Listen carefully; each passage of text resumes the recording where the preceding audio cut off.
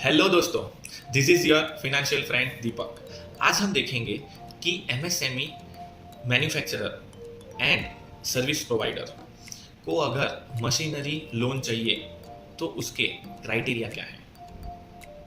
दोस्तों, हम XYZ enterprises का MSME loan application for 1 crore 19 lakhs for 7 years जो अप्लाई किया था सितंबर 2023 में।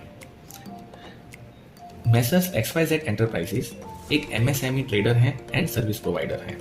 इनका नेचर ऑफ बिजनेस है trading in machinery and their spare parts, जिसका मार्च 24 का टर्नओवर है 6 करोड़ 75 lakhs। सेकेंडली, ये मशीन्स जैसे क्रेन उसको रेंटल पे देते हैं और उधर से उनको हायरिंग इनकम आता है। तो एग्जिस्टिंग क्रेन जो उन्होंने रेंटल पे दिए हैं उसकी हायरिंग इनकम पर एनम है 20,40,000 और इन्होंने जो न्यू क्रेन के लिए अप्लाई किया हुआ है 1 करोड़ 19 lakhs का, उसकी प्रपोज्ड इनकम है 13,30,000 फॉर एंटायर ईयर। ये अदर इनकम है एंड टोटल रेवेन्यू हो रहा है पूरे ईयर का 7 करोड़ 9 lakhs। ऐसा हमको प्रोजेक्टेड करना है 25 का एंड मार्च 26 का। अब हम एक्सपेंसेस देखेंगे 24 के। ओपनिंग स्टॉक है, परचेसेस हैं, क्लोजिंग स्टॉक है, consumption of goods and other operating cost है, पेमेंट टू एम्प्लॉयज है, अदर एक्सपेंसेस जो होते हैं ऑफिस रिलेटेड। अभी ये है पार्टनर्स रेम्यूनरेशन 8,50,000। ये फाइनेंस चार्जेस मतलब interest on loan which includes जो एग्जिस्टिंग मशीन पे लोन चालू है प्लस हम जो न्यू मशीनरी लोन पे ले रहे हैं उसके ऊपर जो इंटरेस्ट पोर्शन है वो, and depreciation that is for both existing machineries and new machineries जिसके लिए लोन अप्लाई हुआ है। टोटल एक्सपेंसेस है 6 crore 99 lakhs and profit before tax आ रहा है 10 लाख रुपीज। टैक्स रेट लगता है 30% पे, तो 3 लाख रुपीज टैक्स है प्रपोज्ड एंड 7 लाख रुपीज है प्रॉफिट आफ्टर टैक्स। दोस्तों, फर्स्ट एलिजिबिलिटी क्राइटेरिया है DSCR। इसका फुल फॉर्म है डेट सर्विस रेशियो। ये हमको तीनों साल के लिए निकालना है। कैसे निकालेंगे? तो उसके लिए हमको फर्स्ट डिराइव करना है EBITDA, earning before interest tax and depreciation. तो कैसे आएगा वो?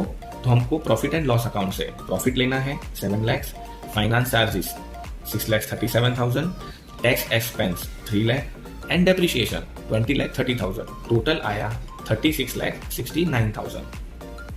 उसको हम डिवाइड करेंगे पूरे साल का जो EMI है उससे। अभी EMI मतलब इंटरेस्ट प्लस प्रिंसिपल, जो एग्जिस्टिंग लोन पे चल रहा है वो प्लस जो हमने न्यू लोन अप्लाई की है उसका। क्योंकि हमने लोन सितंबर में अप्लाई की है तो इसमें 7 मंथ का ही EMI लिया हुआ है फर्स्ट ईयर में, तो ये आ रहा है 13 lakhs। तो अगर हम 36 lakhs को डिवाइड करेंगे 13 lakhs से तो आएगा रेशियो 2.77। ऐसा हमको मार्च 25 का एंड मार्च 26 का तीनों साल का निकालना है। उसको अब ये तीनों रेशियो को हम प्लस करेंगे एंड डिवाइड बाय 3 करेंगे तो हमको आएगा एवरेज DSCR जो है 2.07। अच्छा, नोट, एवरेज DSCR 1.5 के नीचे नहीं चलेगा, ये इंडस्ट्री स्टैंडर्ड है। वह हमारा क्या है 2, तो ये हमारा कंडीशन हो गया मैच्ड।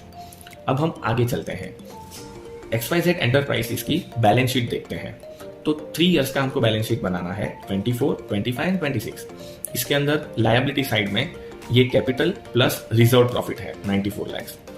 ये propose plus existing machinery loan का आउटस्टैंडिंग बैलेंस है 1 करोड़ 40,90,000 और ये trade payables and other liabilities है 30 lakh rupees. Total 2 crore 40 lakhs।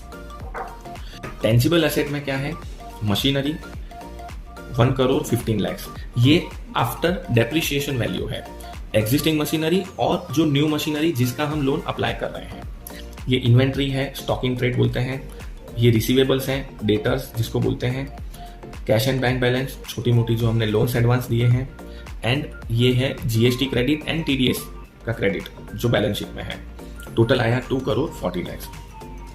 Second eligibility criteria है own capital versus outside liabilities. Own capital है 94,76,000 जो हमने बैलेंस शीट से निकाला है मार्च 24 के।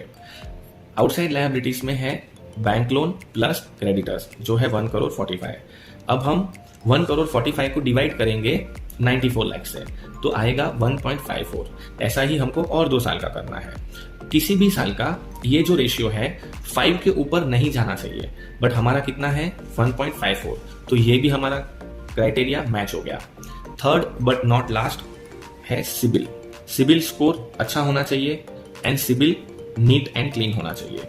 दोस्तों, अगर ये तीनों क्राइटेरिया मैच हैं तो XYZ enterprises MSME loan for 1.19 crore के लिए एलिजिबल हो जाती है।